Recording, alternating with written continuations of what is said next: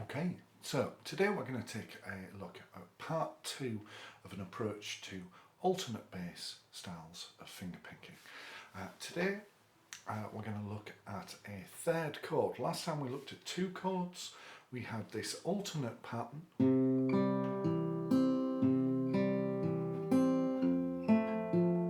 which moved between a C and an F. Today we're going to look at an extra chord. We're going to look at a G chord, which I'm going to play in a fingerstyle, which means I only need my third finger down on the 3rd fret of the bottom A. Because I'm playing fingerstyle, I'm going to choose exactly which strings I want. So any strings which wouldn't sound good, for example the open A or the open top E, or might not sound good depending on what you were doing, we're just going to choose not to play them. So we're going to look at a chord change of C to G. And last time I talked about anticipation, but first we're just going to get our pattern working between those 2 chords. So we have the low bass on the A, because we're playing the C chord, so low bass on the A, then the G, then the high bass on the D, and then the second alternate melody on the B string. So far we have this, and then we're going to repeat that. We're going to change to the G.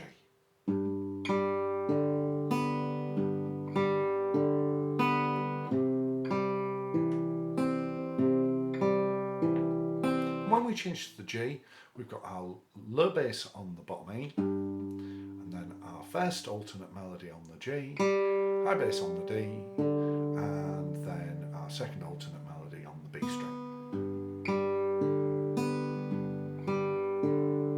So hopefully you can follow that. Now, you can hear a slight difference, I think, to the move to the F.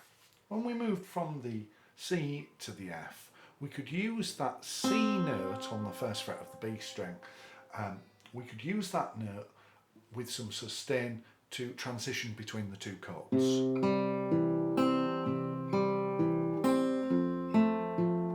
And that just made our chord change sound really nice and smooth. With the G, we can't do that. So what we're going to do instead is we are going to do an anticipation. What we're going to do is, depending on what speed we're playing at, we might consider these notes to be 8th notes or 16th notes. I'm just going to consider them to be 8th notes for now, just for the sake of simplicity. So we are playing 1 and 2 and 3 and 4 and then we're changing chord. 1 and 2 and 3 and 4 and 1 and 2 and etc. Now on the beat, the and of 4, we're going to change chord early.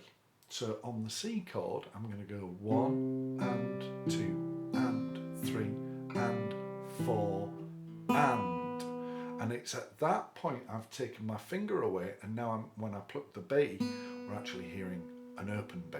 Now the open B is an anticipation of the G, because the G chord has an open B in it. So we've anticipated that G chord. Okay, let's just try that. Here we go.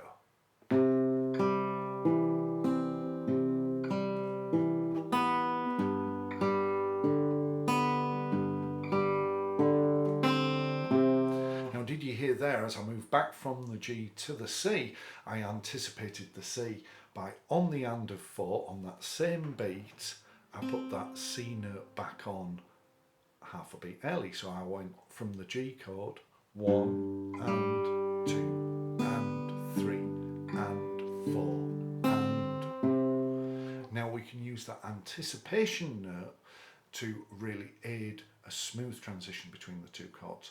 But even more than that, the anticipation just has a particularly emotive sound to it as well. So let's just try going from that C chord down to the G chord with an anticipation in both directions.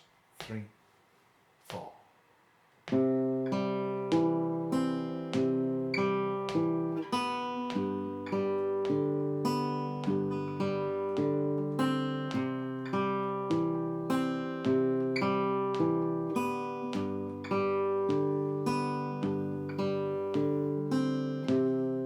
And you can hear that anticipation really helps the chord change. If you actually rewind and hear how we did it first time, it suddenly sounds really clunky without the anticipation. So anticipation, hugely useful for alternate bass styles. That's really going to smooth a lot of our chord changes out. Now you can look at anticipations over lots of different chord changes. That just happened to be a particularly good example, that C to G move. So what we're going to try now is put everything together that we've done. We're going to move from the C to the F, back to the C, and then to the G, and back to the C. And when we move between the C and the G, we'll have anticipations. Now at this moment you may be wondering, why don't we have an anticipation when we move to the F? And the reason is because we already have automatically. That C note is in common between both the C chord and the F chord. So that C note is already acting as an anticipation. It's just not really obvious because we don't need to change anything. It's a common note between the two chords. So we already have the benefit of an anticipation without really having to do one. Though you could argue we are already doing one. So here we go, C to F, C to G, and then back to C. Anticipations moving C to G and G to C. So here we go, 3, 4.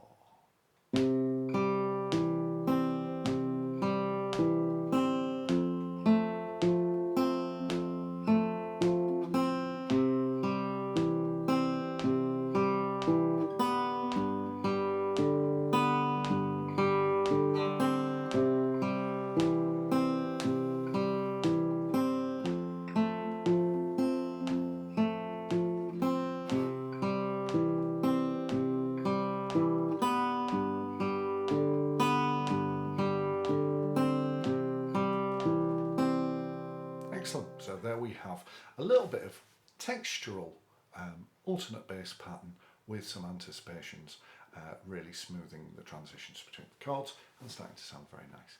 Again, as last time, you could try and bolt that approach onto whatever chord change you like. You don't have to stick to the key of C. You could try out with any chord change you've ever come across. See if you can work it out. Where's your low bass going to be? Where's your high bass going to be? What anticipations could you possibly use between those chords? Obviously, it's an instructional. I cannot possibly attempt to cover every possible anticipation between every possible pair of chords, but that's something for you to have a think about. Anyway, happy practicing.